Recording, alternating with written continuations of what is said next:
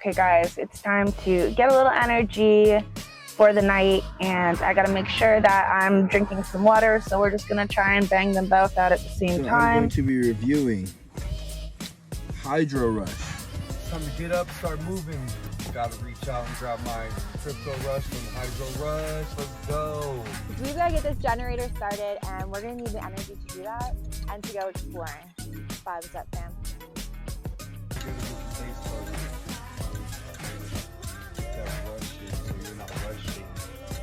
Cheers, fam.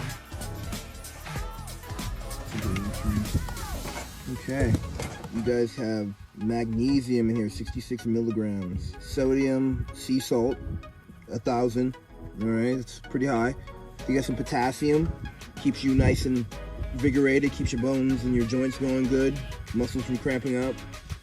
And then creatine. A lot of people have been telling me about creatine, you know, very good things from the weight training community. Yeah, let's see how this tastes. Okay, not bad. All right, this is Hydro Rush. Did you really just say hit play? Hit play. It's record, but play after it's done recording. I love how we start. Yeah, how you doing, Ken? How goes it, bro? It's good to see you. I feel like that handshake felt fake. It was just for them.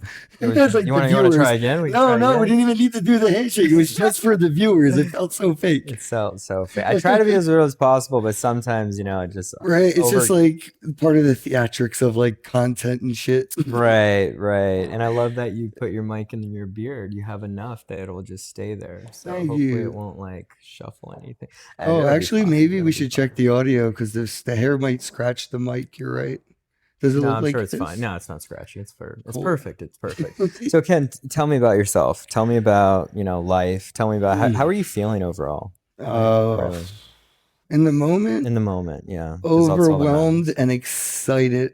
Overwhelmed and excited. Yeah. Okay. So why are you overwhelmed and why are you excited? I am overwhelmed because I am excited. I'm excited for these conferences and stuff, but unfortunately I don't really have the ability to self-fund it anymore. So yeah, it's a little overwhelming to think about, like, you know, the opportunities that lie ahead and just connecting those dots. And I've been in the space like 10 years, never really tried to ever pull value out ever. I just like value added. And now I got to just like figure out how to, you know, end up doing the proposals and the DAOs and stuff. I've been fun. I'm going to Europe. Like, you know, I can't really be too bummed. I'm literally going to Europe next week for free, essentially. Like, you know, so good job, thank you. The Bitcoin Cash community, they gave me like $4,000. I paid for my flight in Bitcoin Cash. I paid for my hotel, my ticket to the everything was in Bitcoin Cash. And I think I got like $150 left in that budget for like walking around money, which I'm going to try to buy weed in Europe with Bitcoin Cash. We'll see how that goes. Yeah, we'll see how that goes. So where are you going in Europe? Slovenia. So there's a big crypto community there? Just Bitcoin Cashers, very maxi. Okay. Very cool. Yeah, a bunch of code purists. Code purists. Okay. Are you gonna go travel anywhere else? You're just gonna stay? I just reached out to Futurist Conference and I asked them if they could help me out as well, if I could make some content, because thanks to like dial.wtf and Celine Wallet, and you know, I have people helping me go to Consensus. So even MindSwap.app, like they're all contributing to me getting my flight, my hotel, and being at Consensus. And I saw Futurists, they're going to Consensus. Nice. So I DM'd them and I was like, yo, is there any way I could like earn my keep and get like a flight in a room? Because I don't need a ticket. You already know I'm sneaking in. Like, I literally, you know what I mean? I don't need money for a ticket. I just need a flight in a room and I'll be there. And they said that they're going to talk to the team and see like what kind of content deliverables they can come up with, what I can do at Consensus to kind of earn that. And so yeah, hopefully right after that, I'll be going there. And I just reached out to the Litecoin Foundation doing the same thing about Amsterdam, because that would be the first Futurist and the first Litecoin Foundation Summit I've missed. So hopefully I don't miss it. Yeah, hopefully you don't. So it sounds like you love going to conferences. That's how I spent most of my money the second time I had it all. You know, I've had so much money and so little money in so many different waves, but in that middle wave, you know, I spent hundreds of thousands of dollars just traveling the entire world, you know, bringing people with me that were coming. Like I rented out hotel rooms and motels. I rented out 30 room motels out of my own pocket. I took like a group of people to Hawaii. I funded so much stuff out of a conference. I did the whole shitcoin conference. It was so expensive, but it was so worth it. And then yeah, just I'm a roadie. This is like if I was into the Grateful Dead, like Adam Beck would be my dude. You know what I mean? Like, I was gonna he's say, the lead singer for me. Like I go to I go to like, you know, the conferences to see like Adam Beck talk on stage. Like most people would go to see a rock star perform, and you know I'm that roadie. I just go to like, you know, go and see who's got the merch booths and who's new to like the, you know, the scene. And you know, it's just I always just like traveling because I never really thought I'd leave my hometown, and at that point I had the means to do whatever I wanted. Right. And that's overwhelming too, because then you're like, I can do whatever I want. Oh, fuck, what am I gonna do then, right? What do I want to do? You know, I didn't even know what I wanted to do. I'm like, I know I want to travel, but like, I didn't know anybody with money, and even people that didn't really want to come with me. Right. So I'm like, what am I even going to travel for? And I was like, I saw a conference in New York, and I'm like, yeah, I'll go to a conference. And I haven't been in New York yet. I'll go up there. And I had enough money to take an Uber. It was kind of bougie. Ubered the whole way to New York and back. Wow, that is bougie. Didn't even get a hotel room because I was like, it's the same price to get an Uber there and back. I'll sleep in my own bed. Right. So I went to, I think it was Consensus in New York City, and I snuck in. Okay. Shout out to Consensus for following me on Twitter. You guys are the real ones, for real, because I snuck into my first Consensus, and they caught me. They found out, and they kind of were cool about it. They let me back in because I was like, I don't know what's. Yeah, they let me back in, man. Like Consensus was like, that's why I never miss Consensus, no matter what, because to me it feels like family. It's just like the family that went to college. You know what I mean? And I'm like the family part that like high school dropout, but we're still family. They'll still take you no matter what. As your family. I love that. Started the whole domino effect. I just really like traveling, and I was a destination traveler. Yeah. The destination was crypto conferences. That kind of ties it all in. And I know we just had the Bitcoin conference. How was that? Because you've been to it many times, right? Yeah, Over the past few years. Yeah, I stopped really caring about it in 2021. That's what inspired me to start the shitcoin conference. I only went last year to do a 30-minute interview with some scammer named Bitcoin Ben, which kind of ruined my life. I'm sure we'll get to that. Yes. But I was there for like 30 minutes. Double O Tats was walking with me. And this guy, Jordan Page, stops me and he says, Ken, you made me a millionaire. I'm like, wait, what? He's like, I met you at a conference. You asked me to come on your podcast. You threw the shitcoin conference. You asked me to be a speaker. A VC funded me. A couple years later, I got exit liquidity. Like I'm a millionaire thanks to you, bro. So shout out to Jordan Page and Firefly, because like Firefly's dope. He does his video translation stuff now, but it doesn't just change. He can change the languages, this entire thing, but it will change the way my mouth moves. Whoa, so even if you read lips, the video looks like I'm saying what is in the other language. Right. That's really cool technology. That's what he's doing with his money now. He's reinvesting it into more and more stuff. Interesting. I love that. But that's what I originally was like, you're so cool, because what he was doing was epic. I'm just so happy for him. But anyway, that was a really cool experience, you know, like meeting people at the time. That's just all I really want to do, is just meet people, give them these ideas. And like my ROI is things manifesting in a reality that I could selfishly utilize. Like everyone's like, oh, what do you, like, let me do this, let me give you equity. I'm like, I don't want to sign an NDA, I don't want equity, I just want it to exist. Just do the thing we just spent 4 hours talking about at this side event, and just build the damn thing so I can use the damn thing. Like, just don't waste my time. Right. So has it always been for the tech for you, or more about? No, always been about the tech. The tech is going to make number go up irrelevant. I want to make number go away, and that's what the tech is here for. Yeah. Why don't you tell me more about that? Because most people in crypto want the number to go up. Yeah, that's only because there's a number to begin with. True.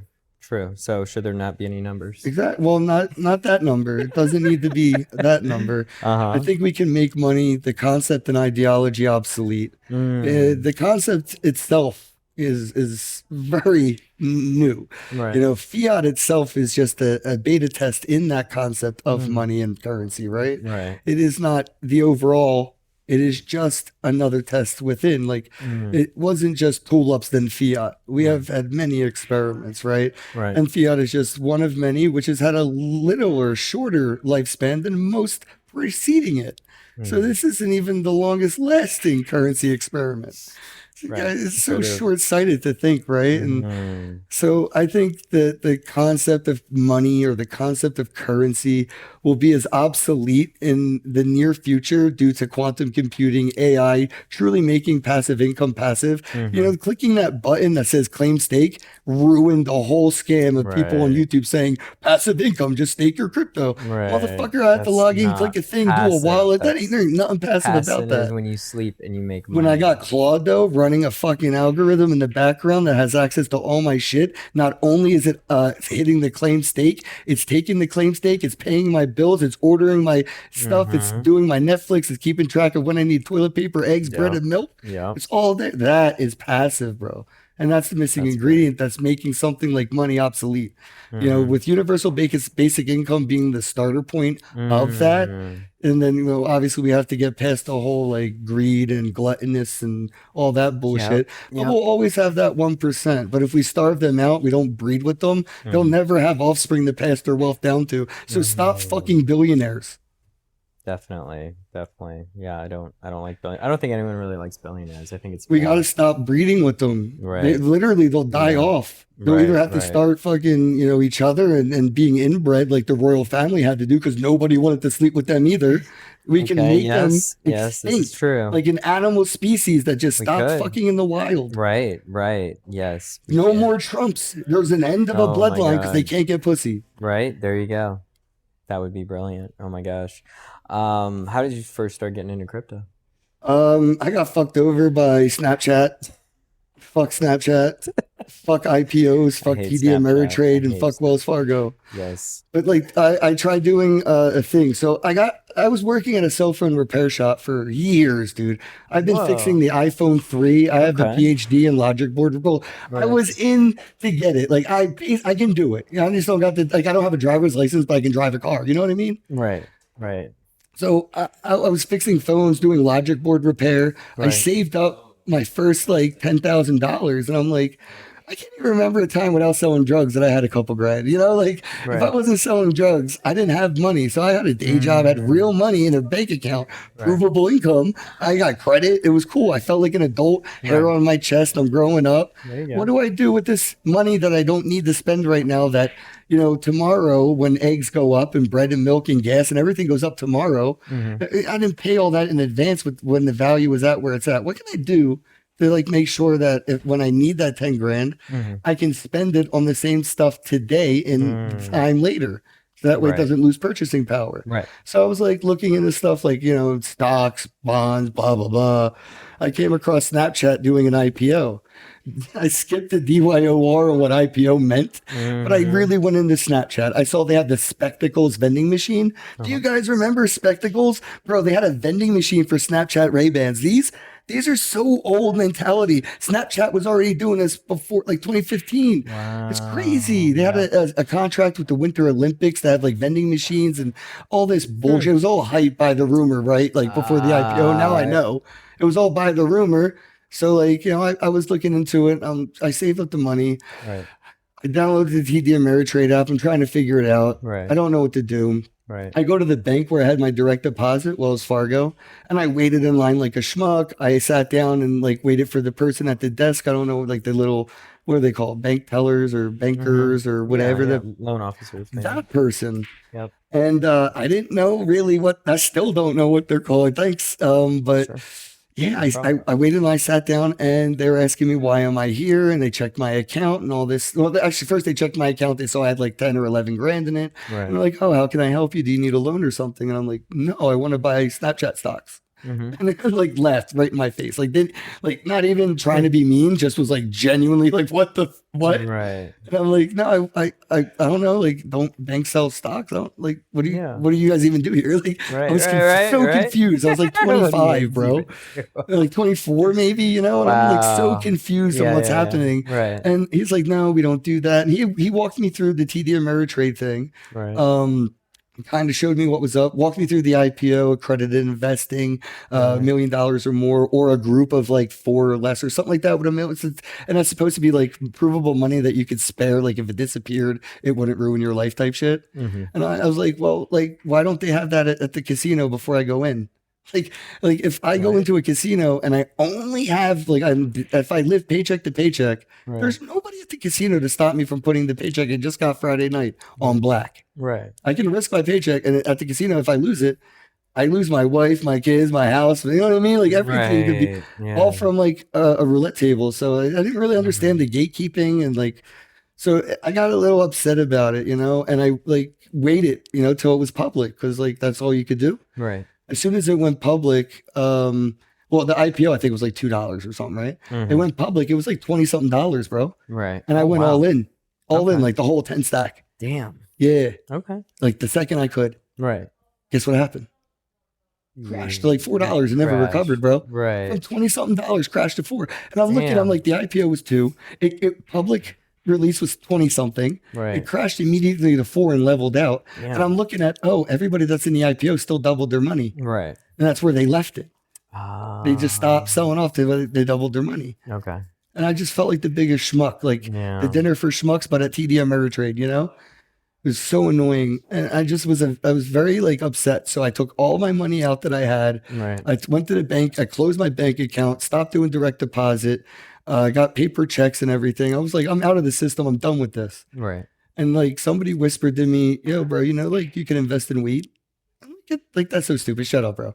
And he was like, no, check it out. And there's on TD Ameritrade, which I kind of was familiar with the whole Wells Fargo loan officer. Right. I saw a bunch of cannabis stocks for like pennies. Wow. And I only had a couple $100 out of $10,000 left. So it was like, YOLO, who cares? What's you know what I mean? I'm paycheck to paycheck after this anyway. Right. And I went all in, diversified across the board of every single agriculture that was due to cannabis, patent, like vape pen stuff, all of it. I just went all in. And a couple months later, it just blew up from pennies to dollars. And I had money again. Wow. And I was like, okay, I'm out of it. I closed my TD Ameritrade. I cashed out. I had a fucking shoebox with like maybe 20 grand physical. I'm like, I was like, set, the universe saved me. I was saved. Thank you, universe. Like, not only did I recoup, I made money. There you go. It was like, oh, did I get goosebumps just thinking about it, bro? Because it's like, it was made money off of after I'm like life lessons, bro. Like that's why it's hard to be knocked down and be upset about it. If you fall enough, you learn how to do cartwheels.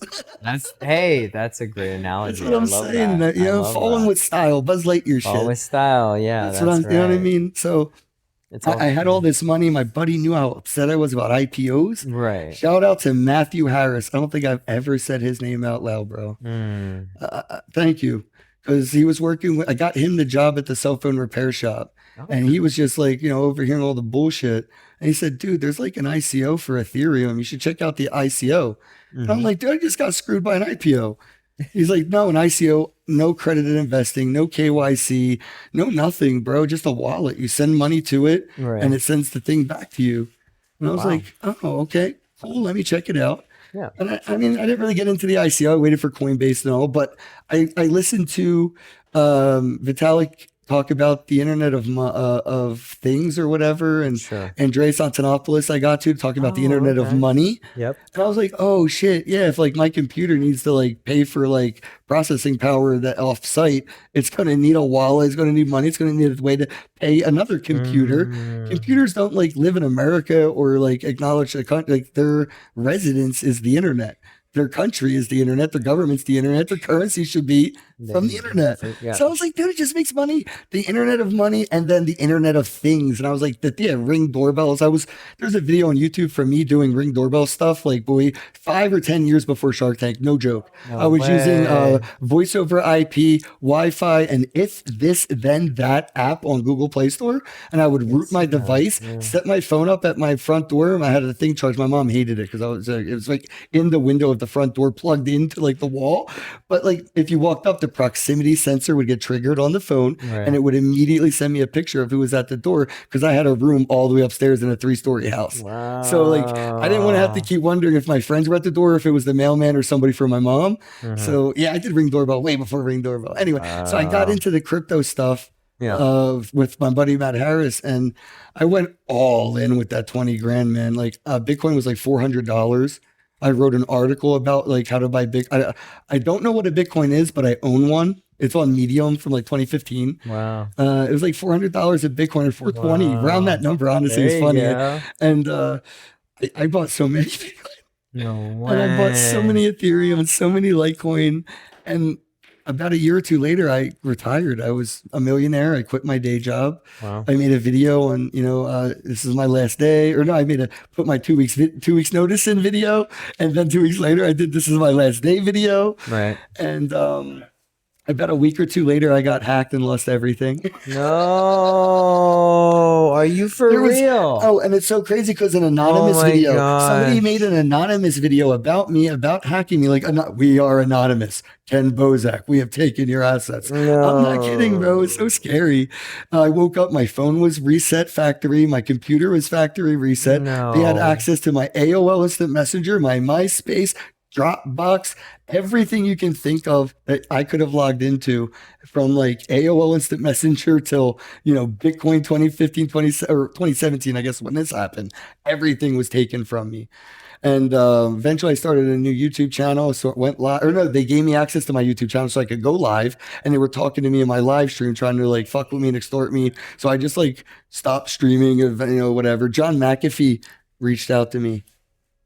The John McAfee. The John fucking McAfee. Why did he reach Rest out in to peace you? to my motherfucking dad. Why did he reach out to you? Because he saw what I went through. He saw that I was hacked. He saw like anonymous videos. He saw like, right. So it he was saw the unbelievable, bro. It was like, yeah, that's interesting. insanely scary. Yeah. So Did you like have a friendship with him? oh yeah, he sent me a Sentinel sensor, which was like this honeypot thing that I had to put between my router, my Ethernet cable, and my computer. So everything ran through the honeypot to see if anybody was sending in packages, so we could have them think they were in the system, and while they're in the system, we're back hacking. But it was impossible to backtrack it. Like, we really think that the time like came down to somebody knew where I lived, because all my YouTube videos, which you can still see on YouTube, I walked out of my front door of my apartment. I walked down the street about 5 to 10 minutes to work. Every single day for 2 years, I made a YouTube video every single day, walking to work, because I worked every day, 7 days a week. Every day I had to walk to work because I don't like driving. So it was a 10-minute walk. It was in a shopping plaza right down the street from my apartment complex. So I was like, it's a perfect amount of time, 10, 11-minute walk to work. Sometimes I kind of took the longer way, because the shorter way was like 5 or 6 minutes.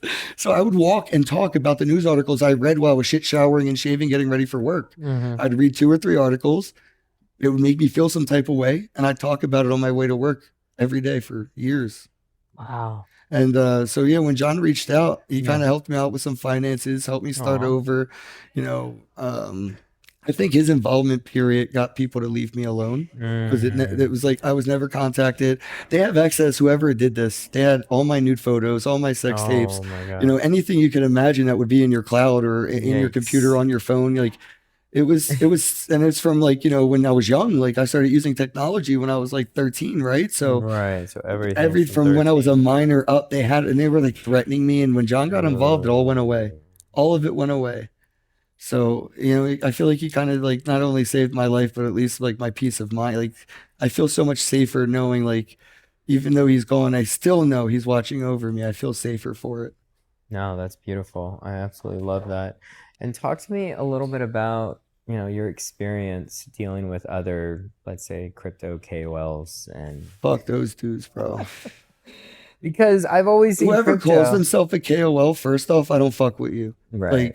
Don't follow me. Don't engage with me. Yeah. If you wear that with a badge of honor, I don't even like you from the inside out. Thank God. Okay. And I never would have liked you even before. Before crypto, I probably wouldn't have fucked with you on the playground. Right. The fact that you were like, I'm a KOL, man. Fuck you clown. Right. But they don't retweet. They don't engage. And the only way they have what they have is because people do that for them. Right. And I don't understand it, but I do now. I do now. It's all coming out with these bots, these farms. Oh, None of these KOLs have followers, bro. None of them. No. None of them. It's all faked. It's all bought bullshit, It's bro. so bought You out. do so much more in this space than 90% of the people that get more engagement than you. And it pisses me off on your behalf. Yeah. And the people that you fuck with, the influencers and the KOLs that doing your challenges, doing your show, they don't even retweet your shit that you're tagging them in. It pisses me off because their timeline has to just be them and only them. Right. Because God forbid their audience knows you exist because you might get some of their algorithm impressions. So you'll take away from their monetization, their money. Like they can't risk letting anybody in the planet that fuck with them know they fuck with you because they might fuck with you more than they fuck with them. The risk is too high and they don't hit that retweet button. We got to stop retweeting people that don't retweet you. Right. Stop hooking these influencers and KOLs up with impressions, engagement, and monetization. Right. Take it back. Make them retweet you before you retweet them. They're making so much money off of you, you sheep. Like, and these are the people that are like, oh, I don't drink Coke because it's poison. But you retweet fucking Bit Boy or whatever. Like, you know what I'm saying? Yeah, make it make sense, right? Yeah, please make it make sense. Why do people fuck with Wendy-O? You know, why do people fuck with Bit Boy? Why do people fuck with all these people like that are in the space that are just absolutely for sale? They're cameos. Like, and it goes for anybody. I don't care how much money an influencer KOL has, provably. Kevin O'Leary has a fucking cameo. Every billionaire has a price. So I don't care how much money you have. There's no credibility in your words. You are bought and paid for. And I know because you don't retweet the shit I say. Right. Yeah. No, that's over facts. it, bro. I'm over these fake friends that only fuck with me so I can be in a selfie with them. And like, I'll retweet it, but they won't retweet my shit. Like, what's up with that? That doesn't make any sense. It's like reciprocity. Fuck them all, man. I hope they all get demonetized, deplatformed. Okay. I hope they lose their passwords. You know what I'm saying? Right. No, I hope their I hope their 2FA gets fucking hijacked. Like jacked. Yeah, fuck all of it. Seriously, man. Yeah. I just hope they lose their private keys. I'm so ready for like a new reset in this space because it ain't like Michael Turpin is the biggest, like he's the crypto godfather. That dude's the biggest con artist in crypto. Tokenize is literally a scamming con artist shill fest. Like it's all a scam. It's a show. And then they invite these KOLs to the Tiger Mansion because it's a cool venue for like, you know, Instagram pictures. And they use these KOLs and influencers. They invite them for free food, free drinks. But even the KOLs influencers don't mind that their brands are being used or their credibility is being used for these VC bullshit scams or these hedge fund scammers because they get free Instagram moments. They get the viral opportunities, the monetized area that they're invited into for free. Plus they're fed and they're drank for free and they get to have like a DJ perform. And so like, oh yeah, I got to do this thing for free, but you sold your soul. You sold your soul. And you know that feeling, like if you don't know if you sold your soul or not, that feeling that you get that prevents you from hitting the retweet button, that feeling is how you know that you have sold your soul. You're not even allowed to be yourself. You're not you. You haven't been you. You don't even know what authenticity even feels like. That's crazy. KOLs, man, they're a fucking joke.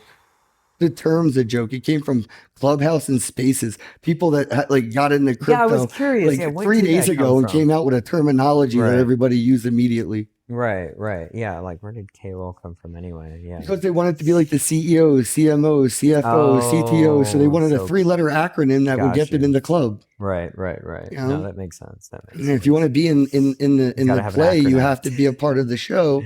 Right. You know, what's your role? Yeah. You can't be unscripted, you know, background actor. You have to have KOL. Right. No, that's... You KOLs need to keep on learning. They really do. Yeah. Keep on... Yes. I love that. So let's... I'd love to come back to some of your conferences experiences because there's a lot. I feel like hundreds, there's a lot. Over 400. Because that's what you mainly do, I feel like. You go to a conference, and what do you do at conferences mostly? I like to interview the booths, man. Like nobody pays me. I'm not like, you know, I'm sponsored, you know, like, but like I just went out of my own pocket and like the feeling I had was like these people that paid like 20, 30 grand for a booth. like after a few, I noticed no content creators or whatever, even me, was going to them. Right. Nobody was asking them about their new project. You know, they're spending so much money, and they're not getting any like, you know, of that like ripple effect. Right. And I noticed over the years some of the booths weren't there anymore, and it broke my heart. And I'm like, why? And I'm like, they did all that they could, and they thought they needed to do more, but it was us that didn't do enough for them when they were done doing what they needed to do. Right? We needed to do more for them. Right. So I was like, let me interview every booth at every conference to help them get the word out. Right. Like at the Bitcoin conference, I saw the knick-knack nicotine people. I thought that was great. They're getting into these lozengers that are new with nicotine. They're accepting Bitcoin, trying to convince them to do a Cracker Jack box prize with NFTs inside. Oh, that'd be fun. You need the pressure, knick-knack nicotine, to put Cracker Jack prizes in there so you can get an NFT. And I told them, look, companies will pay you to put the NFT inside it. Right. So you could be a net zero profit company. Like it will cost you nothing to make what you sell because you'll be paid to make it just because you'll put that thing in it. Right. So now what you sell is zero MSRP. What do you want to sell it at? It's all profit now. That's huge.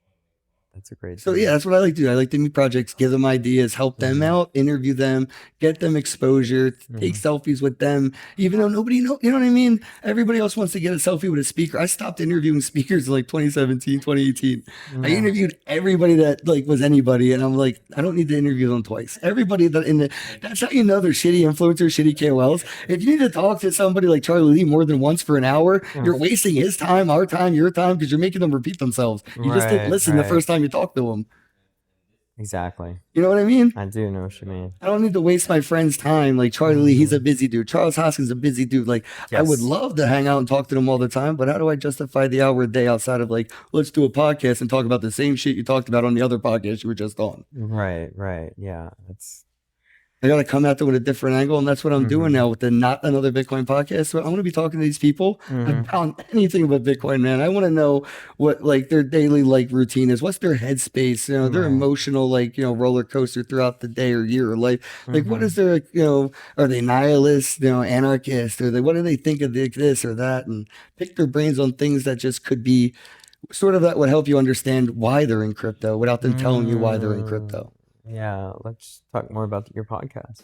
How long have you been running it? Like, how did it get started? Oh man, Not Another Bitcoin podcast started in January, right? That's the first month of the year. Yes. Yeah, because February comes next and that's second. Cool. Yes. So yeah, I did it in January of 2016, and that's because I was around for a minute then. Yeah, man. But I never monetized it. Ever refused to. Even when I was getting views and all that engagement, refused. And after a while, when you refuse to monetize, the algorithm ignores you. But I didn't want to get monetized because I curse, I smoke. I've done topless episodes on YouTube, and you can't do that like your nipples showing and stuff. Like when you're monetized, I have music, I had stuff I can play in the background because it's not monetized, and I won't get strikes. Right. But I've noticed people that got into crypto, once they're monetized, now their whole like way they talk, the words they don't say, you're now on a whole new TOS, and you have to self-censor for self-preservation because of monetization.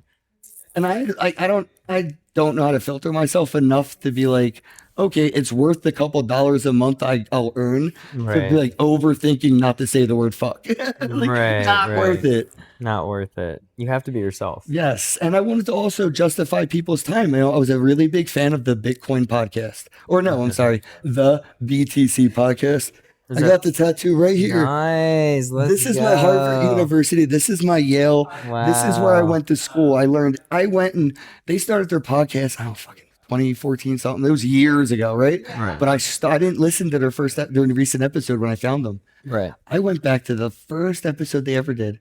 I listened to every episode all the way up to the newest episode. Took me months, brother. But by the time I got to the fucking up-to-date episode, I felt like they were family. I knew their like because they talked about their lives, their personals. Like it was so powerful and to me, and it just was like lit a light bulb over my head because they had so many amazing guests, and they were nice enough to let me come on in my first podcast ever, my first interview ever.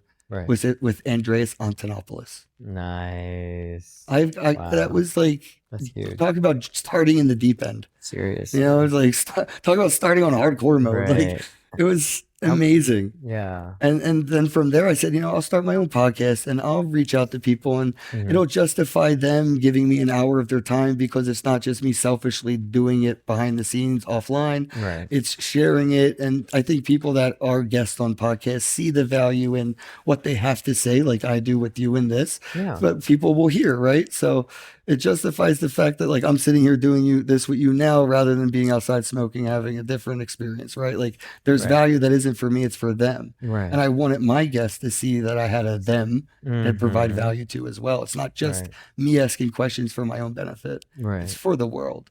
It is. And I interviewed Dimitri Buterin, Roger Veer, Charlie Lee, all these people, Brock Pierce, Trace Mayer, amazing people.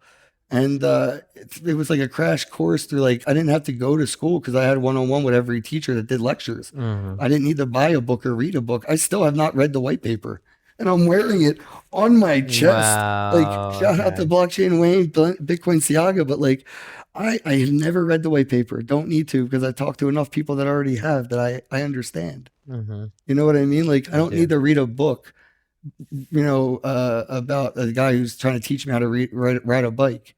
Right. I'm just going to ride a bike. Yeah. And that's what I did. I got right into crypto, started using it for as it was. And the podcast was a good way too. Cause I don't know if I like this angle cause you motherfuckers might steal it, but I use it for guerrilla marketing and for social engineering.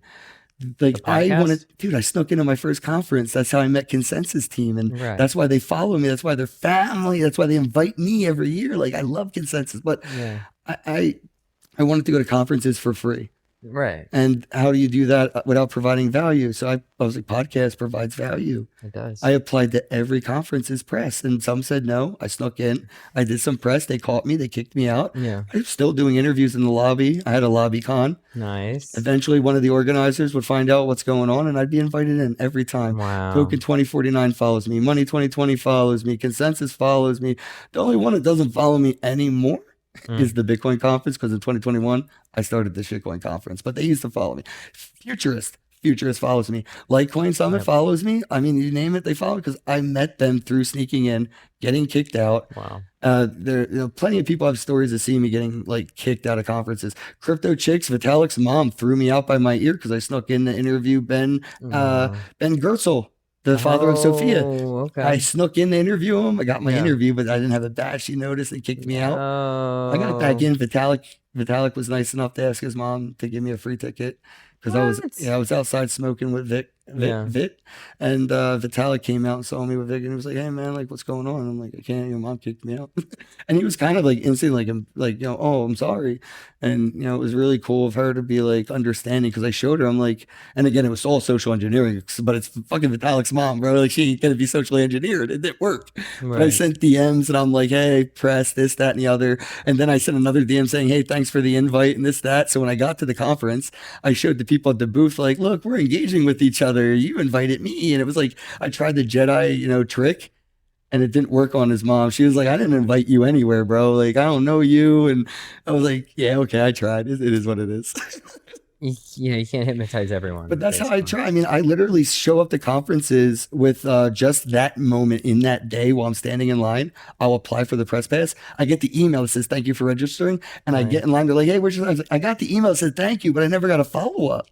And they're like, "Oh, I'm so sorry. You never got a follow-up email. Like, here's your ticket." And I did that in Vegas recently with Daryl. There was a conference here for like Google applications. It was like the world's largest North American Google Apps conference. But I social engineered my way into there as a influencer for Google Apps.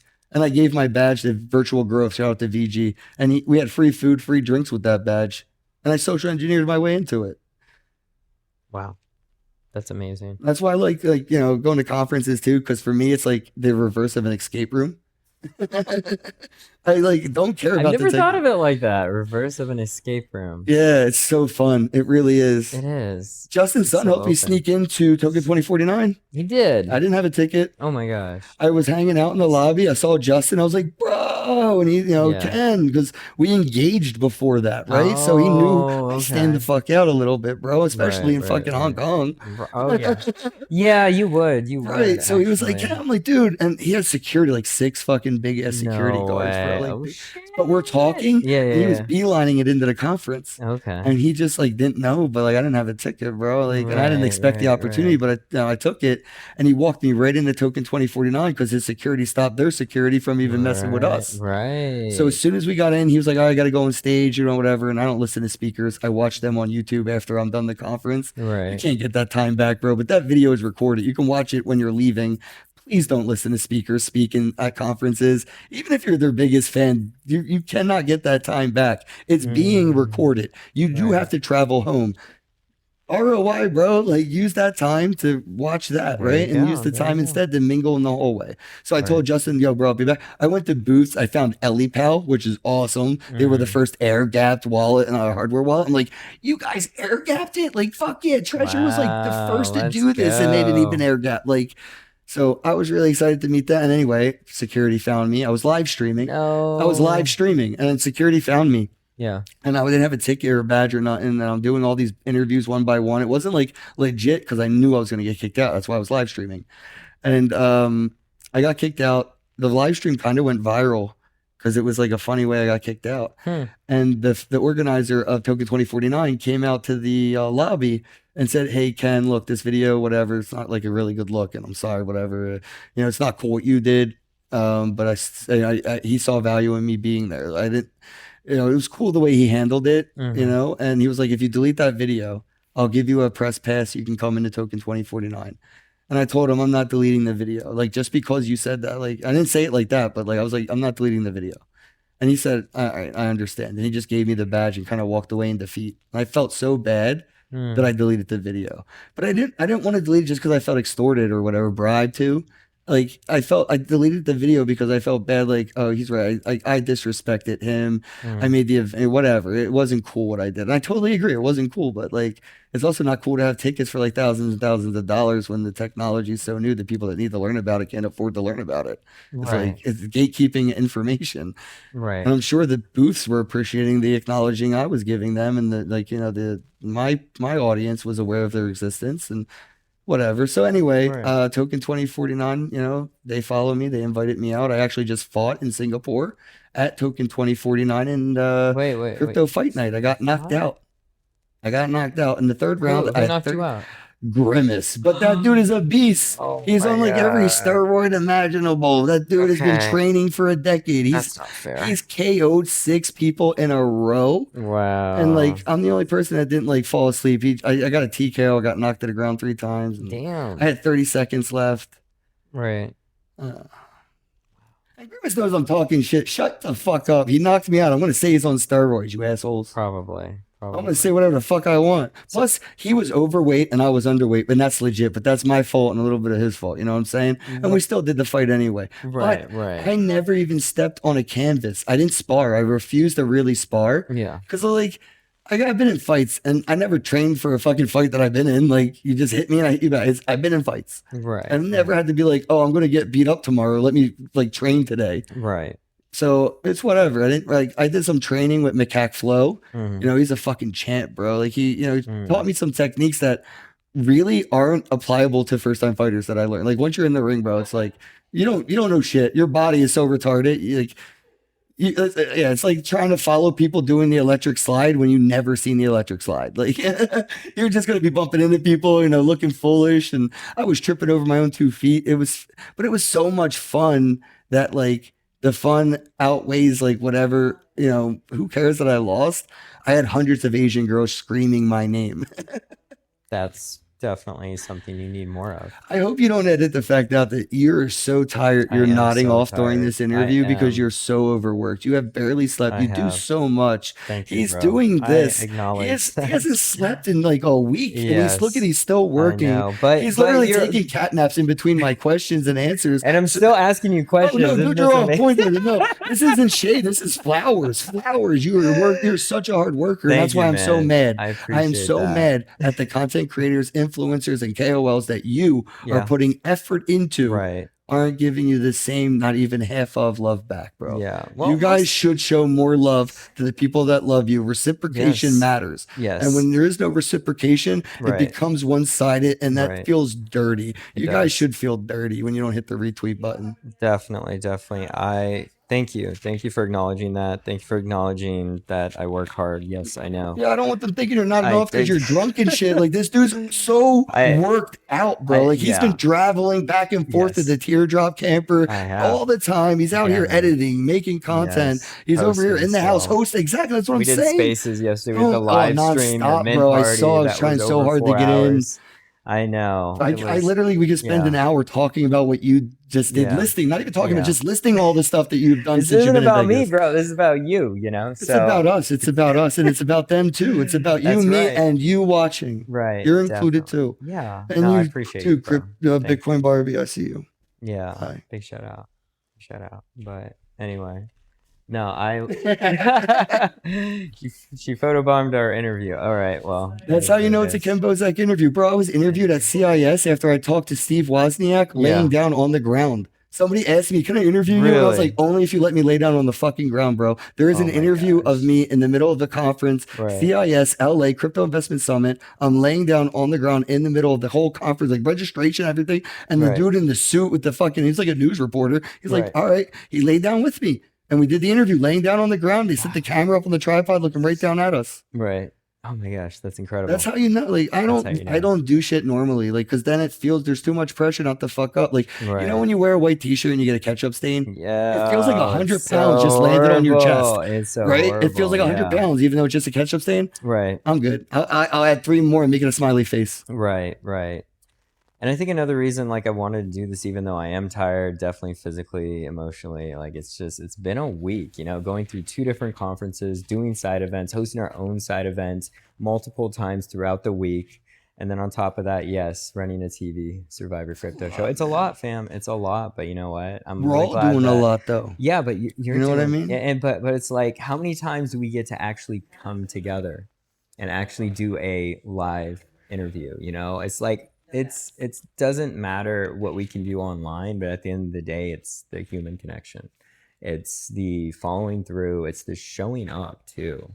And it's something that I've always, you know, prided myself in doing. And like, even when I met you at Denver, you know, it was really an experience. And I'm like, I really need to interview this guy. Right. And I know you're leaving soon as well for Consensus. So I just, you know, I just don't know how much time we have left. You know, it's that sense of urgency. Dude, what if I died on that flight? Exactly, that's what I'm saying, bro. You never know. You don't know. All we got is right now. That's right. Always that's the present. Right that's the now. present. That's the present. So that's why I'm so 100% tired, with you. That's why we're doing and this. That's why we're doing I'm this. emotionally tired. We both don't want to do this as much as we want to do this. Well, bro. I want to do it more than I don't want to do it. That's why we're doing it. No, that's why we're doing it. I feel you. But I'm also like, I feel that, right? Like, yeah. And I want to get into something a little bit darker, if you don't mind, like a little bit about like why you think people don't like you, or why you feel like people have sabotaged you over the last few years of you in crypto, as you've been gaining a following, as you've been gaining momentum with your own. Like, why do you feel like people give you shade and like distance themselves from me? Yeah.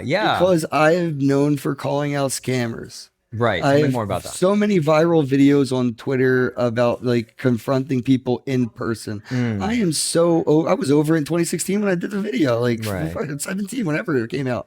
Like, I'm over, and I did like 3 or 4. The most recent person I called out at a conference in person in front of people was Brian Rose from London Real. The dude's a piece of shit. He's a scammer. Yeah. But he was in the conference. He was an invited like person. Like, he should not be invited. He should be on the blacklist. Like, it's weird. We need safe spaces. But he's this actual provable scammer con artist. Like, if he sued me, it would all come out in discovery. That's why Brian Rose will not sue me for calling him a scammer and a con artist, right? Like, even if he does, the discoverability will come out and prove me right. He'll never do it. That's why scammers never sue me, because I know. You know what I mean? I called out this guy, Sean Kurtz from Clout.io. It was the very first like ICO I ever I was like, this is cool. It was like Facebook decentralized and all this stuff, and it was like a way to monetize retweets, likes, and engagement and all that. I was like, that's awesome. And then it was a scam. It was my first rug pull of an ICO, and I was just like, damn, man, like, it was such a good idea. All you had to do was take the money and do it. It wasn't even an impossible task. You just didn't build it. You wanted to buy Lambo. So when I saw him at the conference, called him a scammer, made a video, called him a big ass little midget. People in the crypto space, if you say big ass little midget, they're like Kenn Bosak, you know. There was another one I called out, Jorg Molt. He was invited to the Litecoin Summit. He was a speaker at the Litecoin Summit. He was Right. on stage Right. at the Litecoin Summit, Right. and he was telling people that he was Satoshi Nakamoto. Right. On stage, he Right. said, "I am Satoshi Nakamoto." On the screen behind him, it Right. called him Satoshi Nakamoto, and he was telling people about how he created Bitcoin, Right. all this stuff. And then he was walking around the venue of the Litecoin Summit, telling people that he had the Satoshi Nakamoto school, invest in it, and all this stuff. And bro, like, I snapped. Like, I heard somebody talk about him, like, this dude is not Satoshi. This is a scam that he's like, yeah, so I took out my camera. You know, he smacked the hat off my head. Things almost got physical, but I got kicked out. He assaulted me and I got kicked out. But that's how you know, like, some of these scammers are so well or like in that they can get on the stages and they'll get me kicked out. And he's in prison. The other guy's in prison. Nice. Brian Rose will be in prison soon. Ben fucking Semchi will be in prison soon. Like, all the people, like, they're. But yeah, that's why these KOLs, influencers and shit, they distance themselves from me because I know if they know, they know if I know what they're doing, I'm going to call them out on it. And it won't be just between you and me. Right. It'll be as public as what you're doing. Right. You know, like, I want to make sure everybody knows I found out something. And they know that. So I'm not allowed in their groups, bro. I was at the Killer Whales TV show. See, I was in it. They filmed me. I'm in the show Killer Whales on Amazon Prime. Really? Season 2. I'm sure they cut me out because I called Jason Derulo a fucking scammer because he showed up.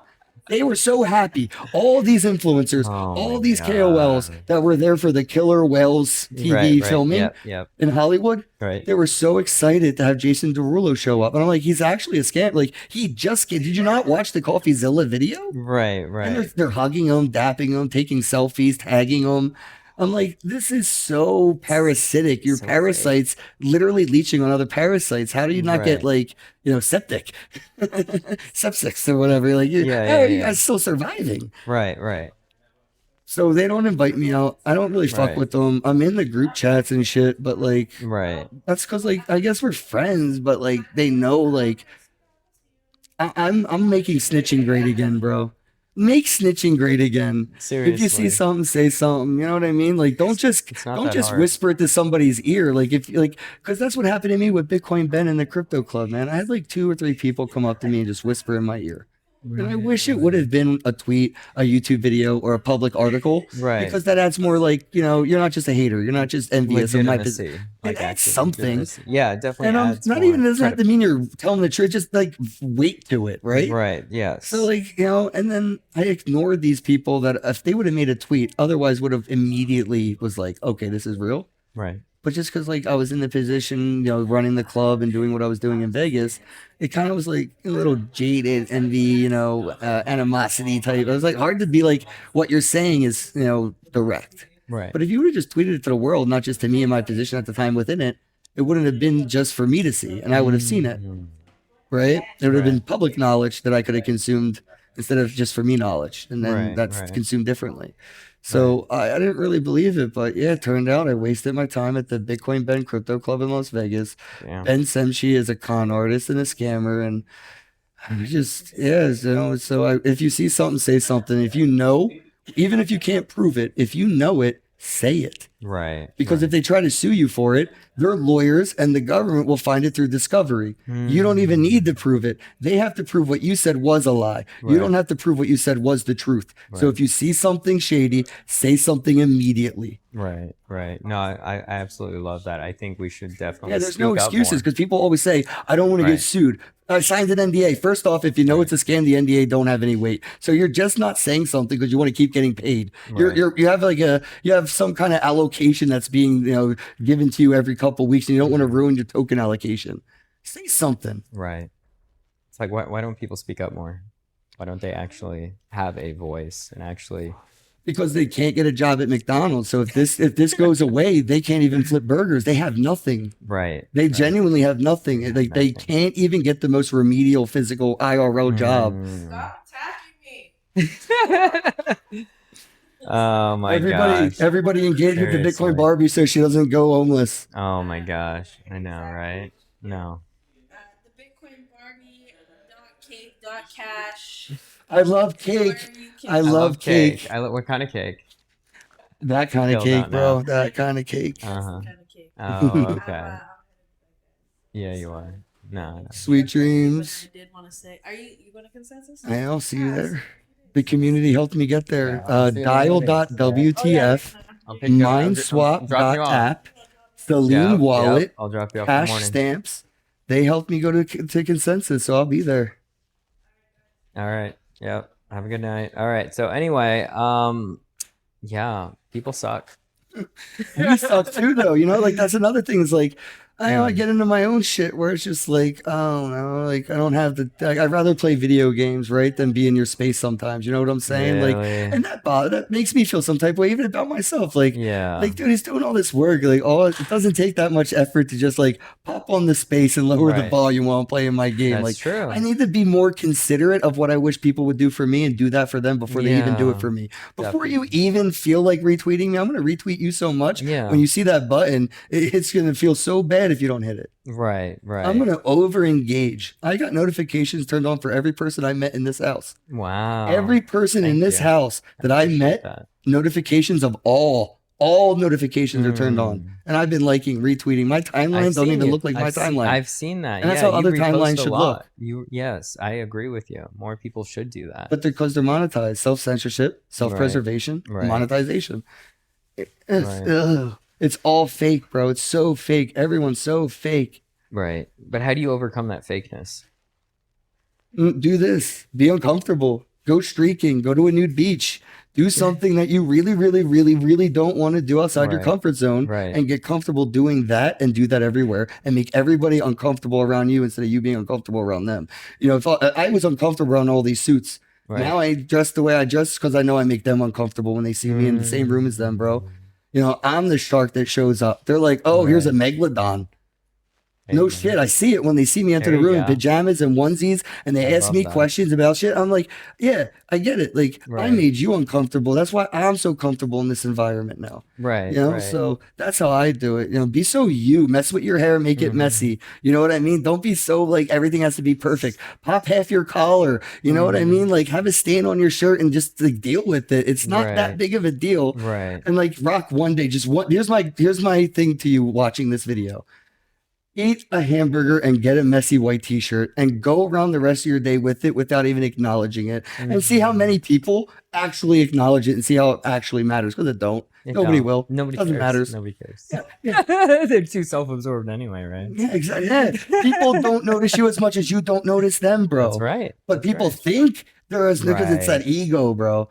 That's Ego. right. Ego is the enemy. Psychedelics, bro. I guess that's the truth answer. Yeah. The short answer to everything. There you Psychedelics. go. Psychedelics. And Dogecoin in Vancouver changed my life. I was just like Dogecoin, all of these wow. normie people. I had to have matching socks and my fucking, you know what I mean? Right. I mean, my socks match today, but They that's because do my match friend bought me them. I today. didn't They have look socks, so my great. friend bought me socks. Aw, that's not so nice of you. Yeah. Aw. So Dogecoin. I didn't know there was a Dogecoin event. It was the first one. I met the founder, Jackson Palmer, who told me he doesn't like crypto or Dogecoin or any of this stuff. It broke my heart. I'm like, What? fuck you, Why Jackson was he Palmer. doing it then? Why was he doing He's the just event? trolling, I guess. I don't know. You know what I because mean? I've never heard of a Dogecoin He sold event. all of his Doge, so like he's kind of a hater. He is a hater. But I think he do does it not like Ronald that. G. Wayne does it. The co-founder of Okay. Apple kind of owns the Yeah. fact that he sold all his shares early. Right. I think, you know, Jackson does it too. Jackson Palmer, I believe is his name. And Uh-huh. so yeah, I was there, and it was the first time I dressed up normal. I was normal shit. You know what my Yeah. first 5-minute experience was at Dogecoin, bro? What? I walked in and it was empty because people were all doing these like speeching and stuff. Like there was like speaking, yeah, fucking so yeah. Okay. They were speaking, and everybody was in the room listening. It was a packed audience. Like, dude, there's like Yeah. 1,000 people in this room. It was huge. Right. Everybody was like watching and listening to the speakers. Right. But I didn't know. I was in the hallway waiting because I'm like, you know, like first day of school type shit. Like Yeah. I don't know where to go. Where's Right. my class? You know, I don't have an agenda. Right. So I'm waiting at the registration booth, which, by the way, has like lays on it and like crop top t-shirts and like flary wristband. I'm like, is this a conference or like a fest? Like I thought I was in the wrong It spot. sounds like a festival. Yeah, Yeah. it looked like one when I walked in. I was like, I don't think I'm in the right spot. So I'm like, I'm just Yeah. gonna wait here and figure it out. Like I'll see an adult eventually. Right. And- Right. I walked in and I met Kyle Kemper, bro. Kyle Camper. Kyle Kemper is an amazing individual in the crypto space. Yeah. He was on Tucker Carlson recently, Oh, and cool. he happens to just so be Justin Trudeau's brother. Oh, okay. And when I met him, I didn't know this Cool. for about 2 years because he Yeah. doesn't really, he never talk, he doesn't fight nothing, right? Right. And people don't really acknowledge that either, right? Because it doesn't matter, you know what I mean? Like Right. where he's at that point, it really don't matter whose brother you are when you. He was so him. When I met him for 2 years, I didn't know who he was. I traveled, I shared beds with him, I cuddled with him. We were Wow. so close, like, you know what I mean? Like Yeah. brothers. Right. But when I met him at that conference, bro, Yeah. he saw the shirt I was wearing and didn't even ask. He just grabbed a pair of scissors off the desk and he cut my fucking shirt into a crop top.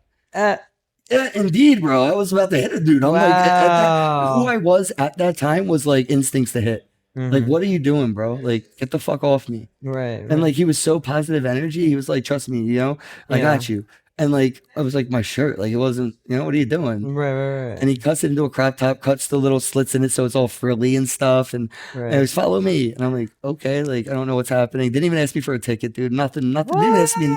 He was just like, come with me. And I went into the room and he sat me down. I'm listening to these people speaking. Right. And then we do a march to like a parliament building or something. Yeah. And they did the United Nations of like crypto. And it was like represented, like it was like the physical, literal place where like in Canada, the United, like whatever, it was like legit. Right. And we stormed it. There was hundreds of us. There was people from like, they're sitting down and talking like, I am the representative of scammers. I am the representative of degenerates. I represent decentralization. And they were like going into what they were representing and what they were standing for and what their like, manifesto was of like what they represented, and went through all like 100 different things in crypto that these people wrote these like amazing, like thought out speeches about. And it was just like first eye opening moment, like wow. Like all of them look like fucking weirdos. I'm judging everybody in the room, bro. I'm judging them all. Like, I'm judging myself because I just let a grown man cut my t-shirt into a crop top and I didn't even say nothing about it. I let it happen. Right. So I'm like, oh, this is making me I'm like judging. And then they keep talking. I'm just like blown away. It's like reading a book with the worst cover you could have, like, it's like not even the worst cover. It's not a bad cover. It just doesn't describe the book. Right. It's a cover that just doesn't describe the book. So it's like every time I turn a page, it's just more and more mind blowing because I didn't know what to expect. Right. And that's what I liked about that. I was like, oh, it literally makes the expectations like not worth having because, it's not about the cover. It's about the book. Right. And then I met these people that took me streaking for the first time, bro. I ran through the streets of Canada naked in Vancouver. Yeah. Like a group of you or like? We were partying naked on a bus for a while, jumping around with our junk, and there was so many titties smacking me, and girls were hugging me. My junk was getting tugged and handshaked. It was so fun. Like it was like, and I never experienced unclothed. Like I never had an experience with people or persons that was unclothed and non-sexual. It was my first non-sexual naked experience in life. Wow. And that's quite the experience. It really was like it really not to say desensitized or anything, but it changed something about me. Yeah. And it was just so freeing. Yeah. And we ran into a lake. We went swimming. We were like, I'm swimming as a backstroke, and I have my little birdie looking like a shark fin. It was like, like making the jokes about it, that's and funny. just like it was so much fun. And like I realized like every day could be this fun if I wasn't so like worried about what people thought, what like what impression I might give or what they think about me tomorrow. Thinking like, I don't think I've ever thought about anybody tomorrow. Like, why would I think they thought about me tomorrow? Right. So it's just that conference changed me internally. I like after that conference, I was a butterfly and there was no way to go back to a caterpillar. It just was impossible. I started dressing like how I felt. Like you remember a Big Daddy? He like started letting him dress himself. And he felt more safe and at home in himself. Like he was like, that was me when I started dressing like myself and going to conferences. It was like, I don't feel all this pressure. I feel like, you know what I mean? So comfortable now, even with the suits and all this, like, feels so good to be me. Yeah. And I feel like people try so hard to be a version of them. Right. It must be so tiring. And I know people in this space, they have these character usernames, they're a persona. And I know who they are on stage and in public. And I know who they are in their house because I slept on their couches. Right. And they are different people. And I see it being exhausting. And I believe that's sort of what happened to BitBoy, Like, I think BitBoy kind of fell into what's his name? Dice Clay, Andrew Dice Clay, you know, he's like, he can't not be Andrew Dice Clay anymore. Right.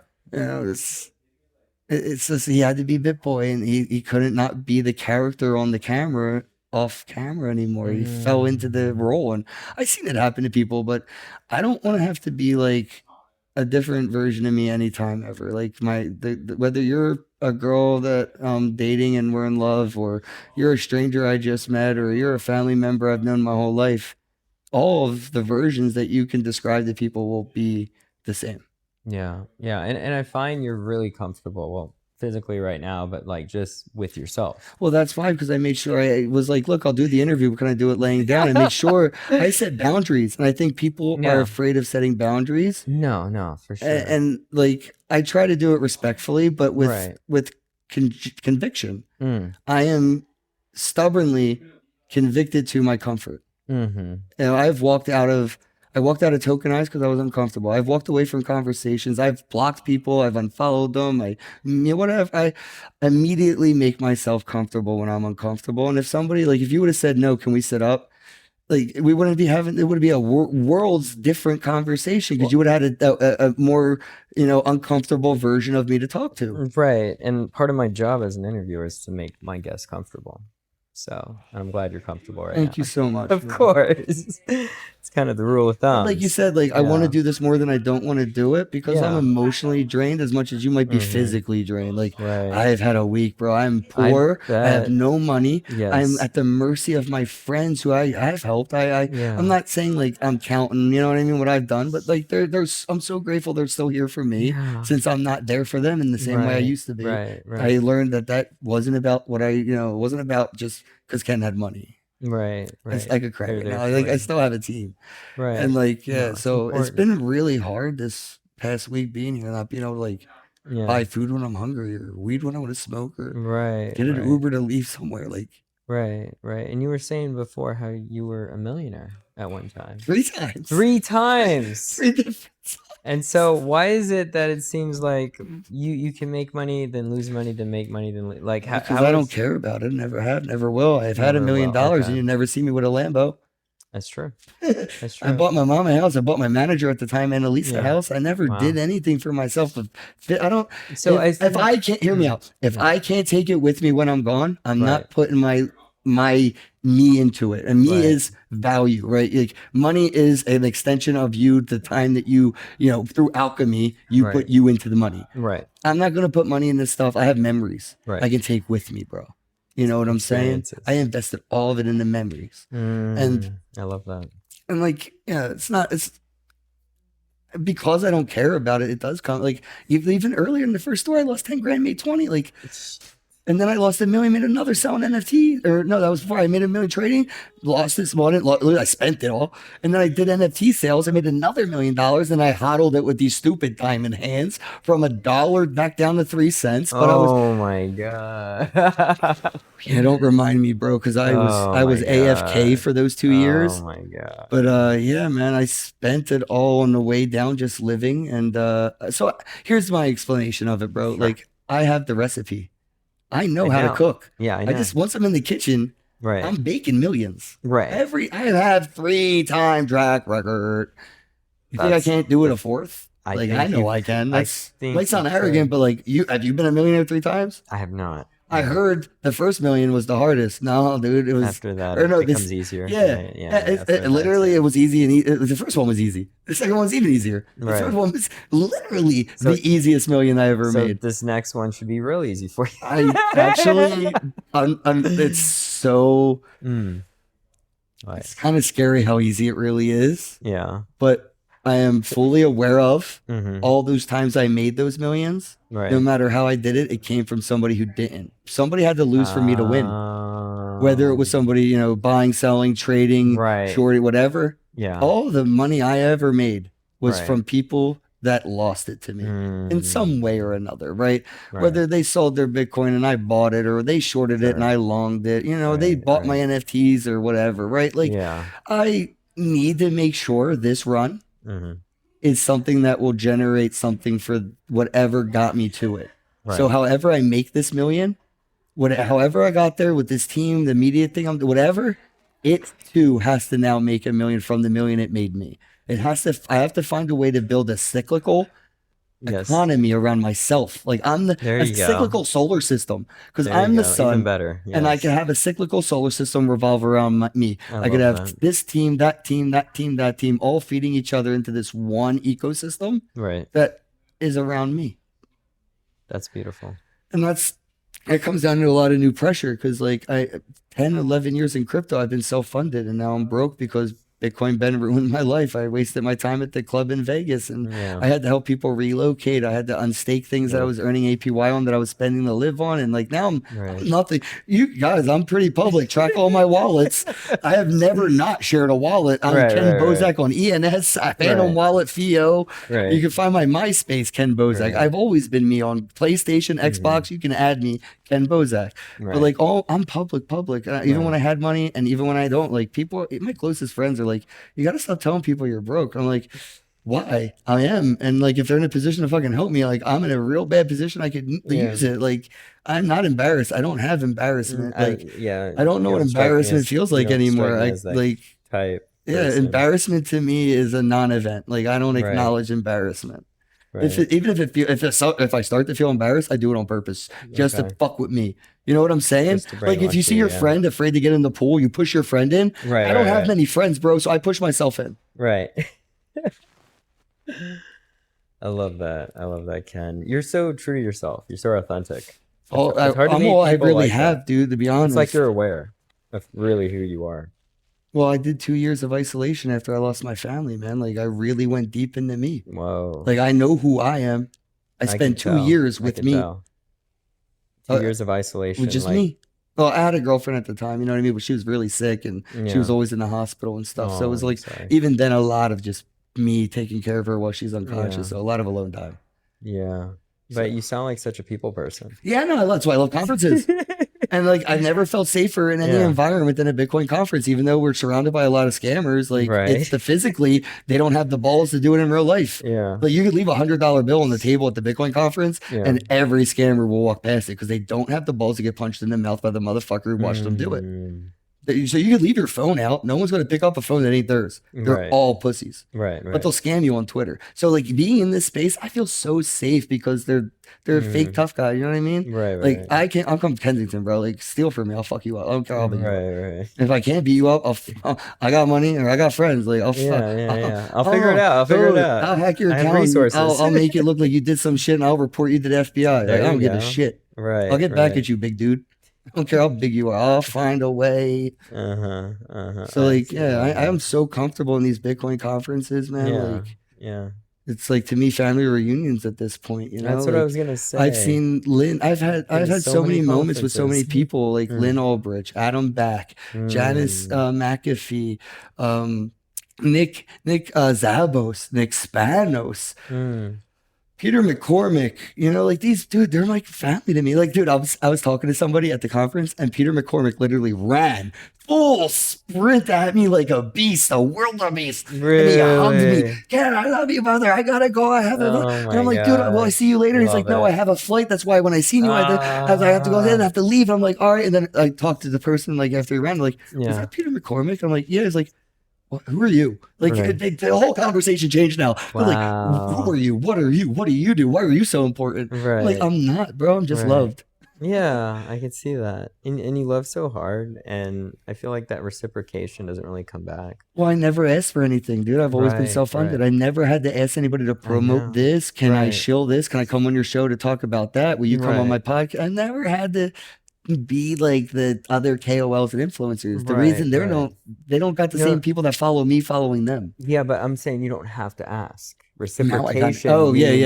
Exactly. Follow through because. But that's what I'm saying. I was in a position to do that, but there's no way for those KOLs and influencers. There's no reciprocation. Just give me money and I'll shout you out. That's what I'm saying. It's not right. It's not right. It's like I retweet your post, retweet my post. You know, it's like I don't even want you to read. It's not even about that, right? It's like that. When I retweet you, it's not saying like, oh, I hope you retweets me. it's the domino effect of paying it forward. I hope that the mentality of hitting the retweet button in general is just back to where it used to be, before we were monetized. I'm not doing I'm not keeping count of how many retweets I've given Crypto Fan Radio. But like, I'm trying to get to a point to where like that doesn't matter again, because it didn't for a long time. People would just hit the retweet button because it was like worth sharing. They wanted their friends to see the thing they saw so they could talk about it when they see their friend. To see the value. Water cooler type sharing shit. Yeah. And now it's all echo chamber, everything. I know. It's really sad. That's why I've tried to explore more outside of Twitter too. Like there's these other social media platforms. Have you used any of them for? I used Tinder for a long time to promote Bitcoin. Okay. I got banned. It was great. I have screenshots. I have been matched with thousands of girls on Tinder. Thousands of girls on Tinder. I believe you. And I got banned because I guess I looked like a bot, but I never copy pasted. I just always would talk. Hey, I'm Kenn Bosak. What do you do? Oh, what do you do? I'm into Bitcoin. You know, I travel a lot.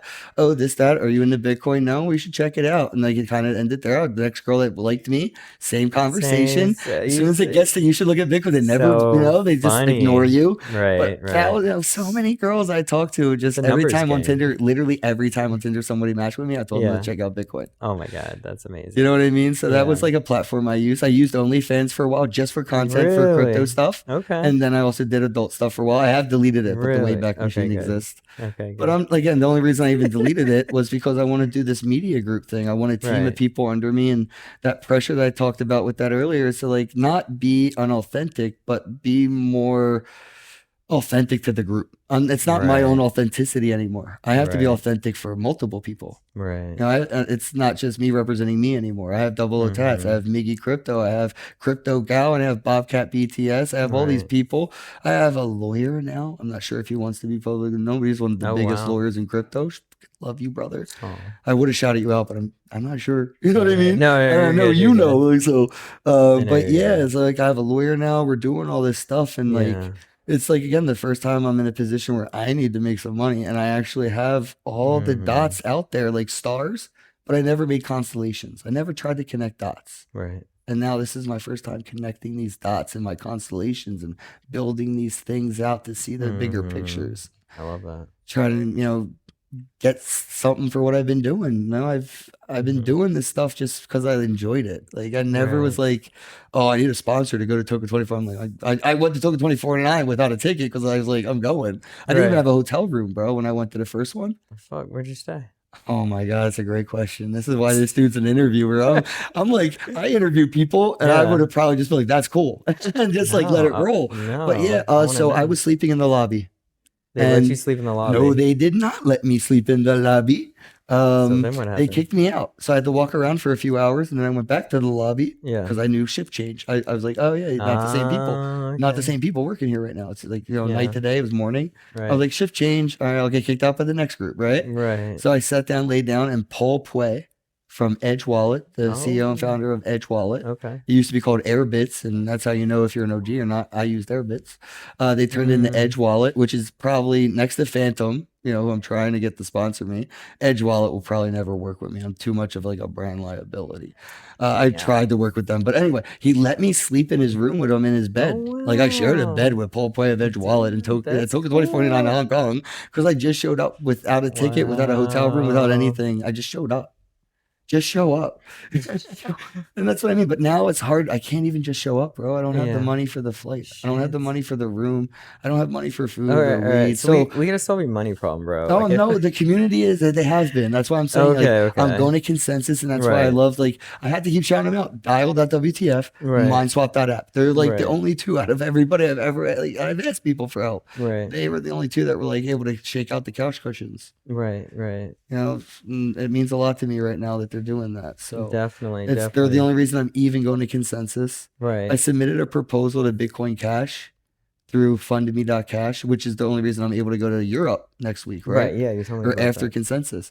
So I asked them for 2.5 Bitcoin Cash to go to consensus and make content specifically focused for them. Otherwise, if I don't get the budget for them, I can't afford to make any content for Bitcoin Cash. I have to focus on what did help me get there. You know what I mean? Right. But hopefully, I have 1 day left to raise 2.5. It's like $1,000. And that would be enough to maybe get us a room, or we have a plan to crash with friends, but maybe we can get a room one night just so we can have our own peace of mind or space, or have some pocket money from the Bitcoin Cash community to buy some green and smoke it. Bitcoin Cash is green. I'll use Bitcoin Cash to get some green. But otherwise, I'm literally going to consensus with just enough money to get there and get home. I have no idea how I'm going to eat.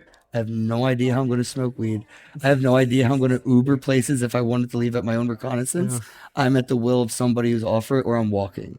And I am okay with this, as if you have, because I'm used to it. Like, this is what my life was like before Bitcoin. No, you have no idea what my life was like before I fixed phones. It's this. I did this for longer than I didn't. I had 10 years of being wealthy. I was 25. I had 25 years of not. I have more experience being broke than I do, being rich. So I'm a master of broke. I mean, when I was younger, I ran away from home. I was like 12 years old when my mom left the city, and I refused to leave with her. And I was a bad kid, man. So like, my mom said, "Fine, fuck you. At least stay here, figure it out." So I was crashing with random friends and at the family on couches, all couch. Like, I was never stationary. I kind of still went to school here and there just for the food, but then I'd leave. I go for breakfast, probably cut a couple classes, hang out in some random gym class I wasn't like supposed to be in, go to lunch, eat lunch, and then walk out a fire exit and rinse and repeat. Like, that's how I was surviving. And then I joined a swim team, and the swim team during the summer would give you the space meals with these little lunches and stuff. So I swam on the swim team. I actually did first place in the backstroke. Which was awesome. Congrats. Thank you. And awesome. yeah, I was like literally sleeping in a park in like those little hamburger things, like just trying not to be in Jersey with my mom because I wanted to be in Philly so bad. Like, I couldn't fathom what reality would even be like not there. And I didn't want to do it. I'd rather die on that hill. That's how I felt. Yeah, even at like 12, 13 years old, man, I was like, I'm not leaving. That's fair. And so, yeah, I just started crashing with friends and stuff. But I did get arrested with the whole selling drugs at like 13. And it was like a SWAT team raid. It was on, if you want to look it up, it was in Philly, Kensington. It was on Weichel Street and Ann Street. And it was around whenever I was like 13 or 14, something like that. It was before freshman year of high school. So you guys do your math and investigate. But it's there. It happened. And a couple blocks down the road, they tackled me after the deal was done. There was like SWAT team off ropes and windows. It was like a movie. And I had to go on the run because they wanted me to testify. Like, so I signed papers at like minors, 14 or 13. Because I'm pretty sure I was 14 a freshman, so whatever. But I signed these papers saying that I was allowed to leave jail with my aunt who picked me up because my mom wasn't in the city. I had to testify against the guy I was selling drugs for. And I was like, yeah, dude, definitely fuck that guy. He took advantage of me. He said he was going to beat me up. I'm so afraid of him. Like, I did the whole, whoa, you know what I mean, bro? And the cops were like, yeah, this dude's definitely going to testify that, they're like, I was so like, they're probably like, the jury's going to eat this kid up. This guy's going away. And that day I went immediately to Jersey with my mom. I ran. I never went back to Philly. The state, whatever, the cops kept, sheriff, state, whatever, investigators kept calling me because I had my own phone at 13, it was like that, selling drugs and shit. They kept calling my drug phone in Jersey saying like, yo, you know where you are? And I'm like, well, come get me. I know you can't come to Jersey for me. And they're like, well, if we ever catch you in Philly for any reason, like if your mom got pulled over and you're in the car, I was like, bro, they don't ask the minors in the backseat for ID when your mom gets pulled over. Like, I'm not stupid, bro. You know what I mean? I'm a street smart. So I'm talking to this detective like, go fuck yourself. And he let me off. He was like, fine, whatever, we're done. We're not even looking for you. Like, I didn't know if it was a trap or not. But then I got arrested in Jersey too and had to do probation there. So it didn't even really matter. But at least I didn't have to testify on anybody. And I got away. Like, that was when I was 18. I got off probation when I was 21. And it was a vibe. And I don't drink. And I was afraid that getting off probation on my 21st birthday was entrapment, like a scam. So I was afraid to get high. So my friends took me to see Toy Story 3 for my 21st birthday. No way. Yeah, at like the last showing. And we were the only grown-ass adults in the room that didn't have kids. Like, it was like, and we were all into it. Like, we were sober partying at 21. So you embrace the fact that we were alive type shit. And it might as well have been drunk or high. Dude, it was such a good time. And we walked actually for probably like 4 hours after that through the city for my birthday. And I still don't drink to this day. That's great. I'm proud of you. Thank you. Thank you. I don't like it. I don't know why people are proud of me. I don't like it. It's not hard not to drink. Right, If I liked it, I take the pride a little differently. Sure. But like, I feel like when people say, or whenever you say to somebody, I don't drink, it's like, you had a problem, or it must be hard because I really want to like drinking because I see how y'all act when you're drunk. Yeah. And I want to be that social. I want to be able to like. You are social. Well, though, not without like I don't. You know, when people are drunk, bro. You all get physical and start hugging and rubbing, and when you're sober, that just feels like a sexual assault. You know what I'm saying? Sure, I get that. Yeah. So it's like I don't want that camaraderie. Like it's a different level of camaraderie that you can't. You're not like it's when you're tripping and your friend isn't. You're like, yo, is it hitting yet? You're like, I didn't take it. Oh, I'm leaving you. Bye. You're not tripping with me. You're not in on this. Or it's like getting high, right? And it's like you get that kind of loosey goosey feeling, and you're just like, hey, not me anymore. Not with all this pressure, man. I haven't been smoking as much. This has been the least I've. I mean, I'm poor, so it fucking doesn't help. But like, even when people have been offering it to me, 1 or 2 puffs a day, I have not been smoking. Wow. I have too much pressure on my plate. Too many people on my team that are like financing me right now. They're like, this ain't my money I'm spending. Right. This Other is the people's Bitcoin money. Cash community. This is Dials. This is MindSwap. This is people who are literally investing in me and not looking for an ROI. They're just like keep doing what you're trying to do. Not even sponsors, just angel investors. Like here's money. Just keep doing what you're doing. If they're investors, that means they want something back, right? I guess they just want me to be back to where I don't need to ask them for money again. Okay. That's how I feel because I haven't signed anything. There's no deliverables. Nobody's giving me any expectations. They're just giving you the money. Well, because they know what I need it for, and I show the receipts. It's not like I'm out here buying fentanyl. Right. I just need to get the consensus, bro. You know, that's the hey. You got any more tickets? Right. No, I feel you. Have you thought about trying to monetize your content? Outside of like a sponsorship or a shout out, I will never monetize a social network platform ever. There's no way to convince me. What about like your own ads, your own promos from the people that I will shout people out and like you know interrupt my live stream to do a commercial and be like welcome back. 100%. But I am not going to let Facebook pay me. Right. No, that's what I'm saying, because like you could do your own little sponsored ads between your podcast. And now Twitter has that little sponsored button, promotions button, which makes it more legal. Right. So I don't have to worry about getting my account banned by saying this has been sponsored. And I always, I've always said like this is sponsored stuff without really doing the hashtag shit, which I know you should and all that. But it's so hard. It's not like, and it's not like everyone's trying to do like, oh, that's promotional. You didn't promote it. You're a scammer. It's like, not really, bro. This is like really hard to remember to do that bullshit. You sheep should be aware enough that like you're always being manipulated. Always, no matter what. I want you to like me right now. So like I'm manipulating you in a way other than to like not hate me, right? Like we all do we all do it. Yeah, we want to be liked. Yeah, no, for sure. So like do you think brands don't want to be liked? Do you think products don't want to be liked? Of course. They're doing the same thing. Of course. And when people are like paid by them, they need to do the same thing. It's just I like to make sure I'm shouting them out, sponsored by, or whatever. But I always forget the hashtag thing. And now that there's that button, it's a little less weight on the chest of doing paid content because I was never really needed to do it. But if I was going to do it anyway, I'm like, yeah, I'll take your money. Right. That's what I'm saying. So I'm just trying to figure out more revenue streams for you to kind communities. I want communities to see value in me doing stuff that they're invested in. Communities want the projects or companies to do what they should do. They want the companies to put a billboard on the highway. They want the foundation to have a speaker on the stage. It's really up to the community to find the person that they like the most, that speaks the best, to finance them to get on the stage. You know what I'm saying? I do. And the communities can do more to pump their bags by reinvesting in the community. Right. So that's why I'm trying to be a value add to Bitcoin Cash. So they see the value in sending me places just to mention them. You know what I mean? Nothing direct, nothing like you got to do this. We're expecting this many wallets. We're this video, this has to be this long. Like just do you. And with the love that you feel for what we gave for you, express it in the moment when it's authentic. There you go. You don't have to shoehorn in your shills. Right. It should just be real. Yeah, literally. In the moment. Yeah. No, I love that. How have you become such a great storyteller? I've told many stories. I've been interviewed a lot.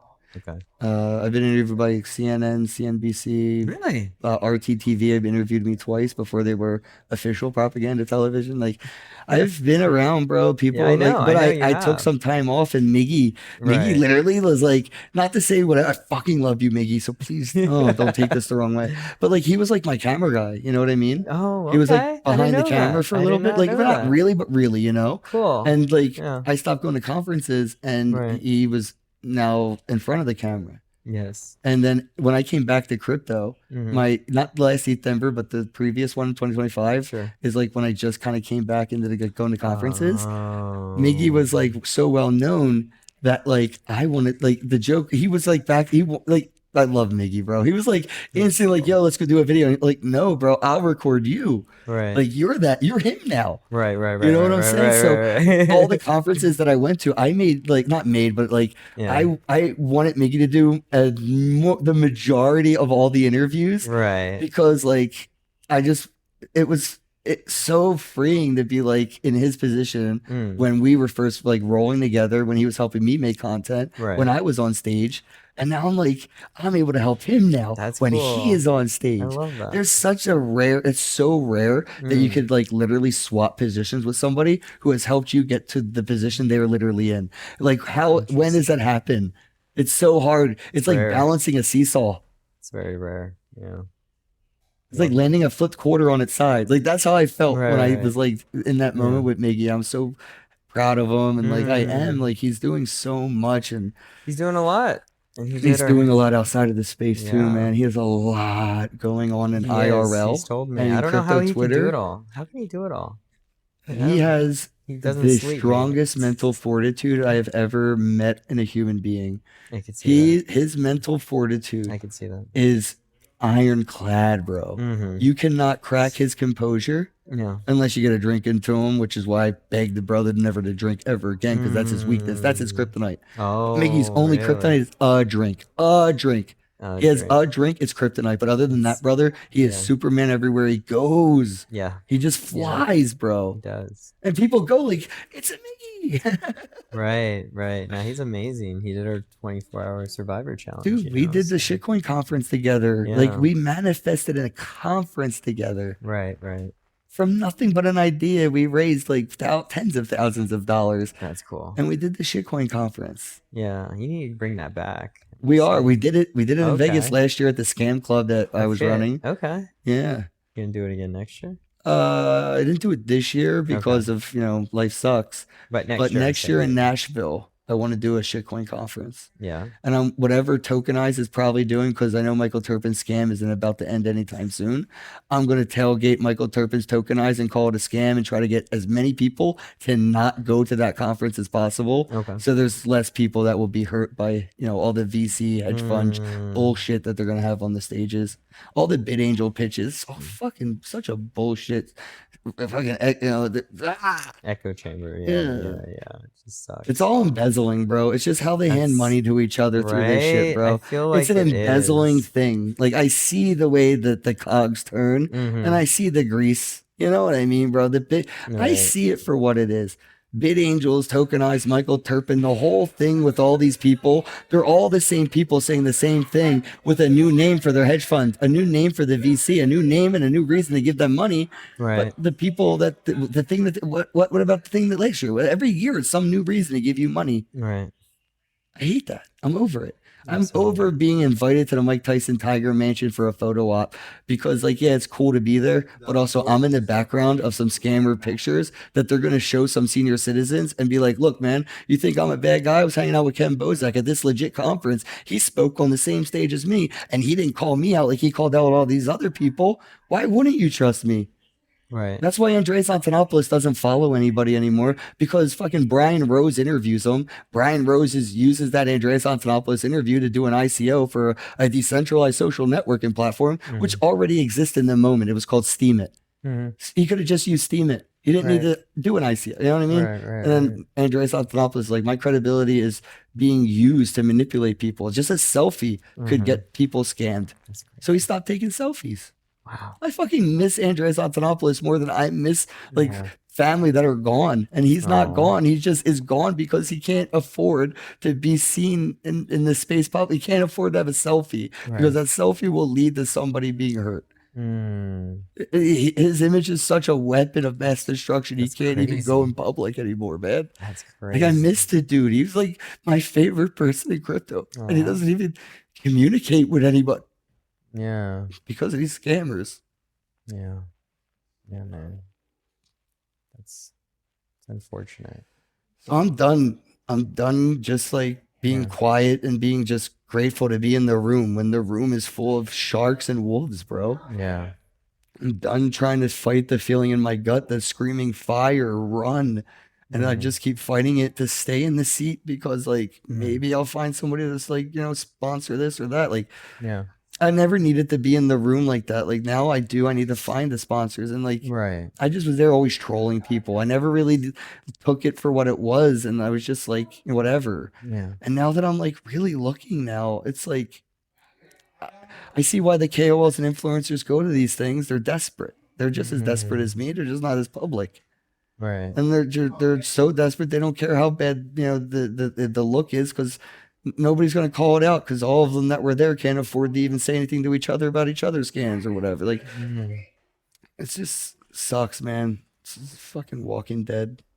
Yeah. Zombies are everywhere. Zombies are everywhere. But do you really believe that everyone is a scammer? No, I definitely don't. Right.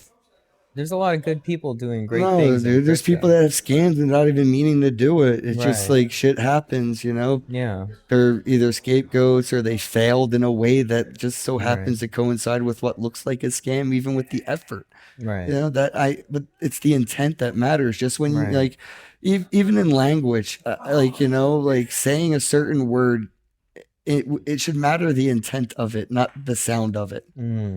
And I'm real big on like self-censorship of like whatever, like sure I won't say certain words if it makes you feel bad, but like when you ain't around I speak freely. It's the intent of, you know what I'm saying? Intention, yeah. So what you say, the intent should matter, not just what you say. Like we shouldn't have like that self-censorship shit. No, we shouldn't. We should be able to say what we want to say whenever we want to say it. Oh yeah, I mean, dude, even if it isn't freedom of speech, right? Even if it isn't okay or like people like it, and Yeah. exactly. As long as it's how you feel, you do it for you. Yeah, exactly. I absolutely love that, and I love that you speak from your heart too, because not a lot of people do that. You know how I know? Like even I can admit that I know I do that because I can't repeat myself. I've been in so many situations where I say stuff to somebody and they're like, "Oh, can you say that on camera?" Like, what did I just say? Like, I genuinely don't remember what was it that you thought was so important that needs to be on camera. You know why? And even they don't fucking remember, so fuck them. Well, because they asked, but right. Well, they heard me say it. I said it right to them, and they thought it was so important. They pull a phone out, right? And I say, "What did I just say?" And they go, "I don't remember, but don't you?" And I go, "No, I was hoping you were listening." It's hard to listen to yourself when you're speaking. Exactly. I don't. It's like you're self-documenting, but it's like you can't remember what you said. People who think before they speak do that, but I don't. I definitely don't. Wait. So people you're who saying think before they speak know what they said because they thought about it before they said it. Of course. So, but you're saying you don't really think; you just like speak. Yeah, I just for the most part. Stream of consciousness. Let's say. Yes. That's basically what it is. Attribute that to ego death and psychedelics and all that because I used to overthink, and I was in therapy as a kid. I've had a traumatic childhood. It's so like being in my head was a thing, and being able to get out of it. Right. Like that's what dude, it's so weird to say, but like streaking with hundreds of people in Vancouver was like that's the thing that freed me from my head. That's so interesting too. I've never had that experience. Maybe have you ever been streaking? Have you ever been to a nude beach? No. I'm telling you guys, you only live once. Huh? You only live once. Why wouldn't you do shit? Yeah. Like, it doesn't make any sense. It doesn't cost anything to be naked in the sun. I can understand why you don't skydive. It costs money. I can understand why bungee jumping, you have to travel to a bridge. To get naked in public, brother, it's free. It is. Just go and do it and free yourself from your mind. The thing that you're like, oh, I can't do that. I won't, like, why? Why? Yeah. You know what I mean? Like, that makes you're being a bully to yourself. You're literally putting yourself in a cage and beating yourself with a stick about it. Just do it. Be weird. It's all mindset. It really is. And overcoming that fear. Well, A that lot of also people helps have you fear. free yourself from judging people, assuming you understand them or know them. Right. Because anybody who's like, think, whatever, like they think they know you. And I know I don't know you. Yeah. As much as you don't know me. You know what I mean? We Right, got to get to know each other. Yeah. But that's the thing. People assume like, oh, I know this. Like, as much as you know, they don't know you. Right. Makes sense. The effort. We have to put in so much effort, man. And that's why I went to all these conferences, and that's why these people know me. I put in the effort, bro. You put out the intention, and you showed up Every year, all the time. No matter if you had enough money for an Uber, like you'd get there one way or another. Yeah, exactly. You walk, which I think is insane.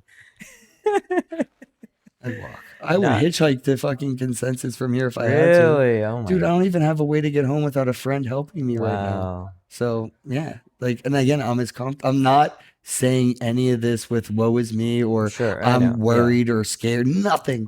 I am embracing the adventure for the adventure it is. People are like half cup half full, half empty. Right. Dude, I'm so happy I have a cup. Yes. I have a cup. You have a cup. When I find water, that cup will be full to the rim because I have a cup. There you go. Doesn't matter what's inside of it. Full or half, not milk, water, gold, doesn't matter. I got the cup. You got the cup. I'll fill it with what I find, holding it, having it, appreciating the fact, right? I have my life. Life is the cup. Appreciate your fucking life, man. Definitely. Yeah. Whether I had $1 million or not, I never really changed personally. I couldn't. Right. I saw my friends do it. My friends worry about more money and do it. I was like, I don't understand what that mentality was even like, because I don't really plan for the future. I only have what we have right here, right now. Yeah. No, it's beautiful. I feel like you want to wrap this up. We're gonna wrap it up a little bit. Did you guys feel that? Like the audience? Did you feel it in that moment when I acknowledged it? Because I felt like it was like an energy that would be transmitted through the bandwidth that you're watching this from. Yes. It was so thick. Like, all right, bro, this is the time, man. I think it's nearing time. It's been about an hour and a half. Well, let's not do a fake handshake and just tell these people to like, retweet, there we go. Drop comments. There we go. And don't engage with people that don't engage with you. If you're finding yourself engaging with people over time, take that time and effort back and apply it in the places that will benefit your life. Engage with people that engage with you. Fuck with people who fuck with you. Invest in those who invest in them, right? So it goes a long way. Now get the hell out of here so we can do something other than this, please. We have so many people in this house. We do. But anyway, thanks, Kenn. I appreciate Crypto Fam Radio. Appreciate all the things you're doing, bro. Thanks, bro. Don't forget to hit the retweet button, you dickheads. All right. Awesome.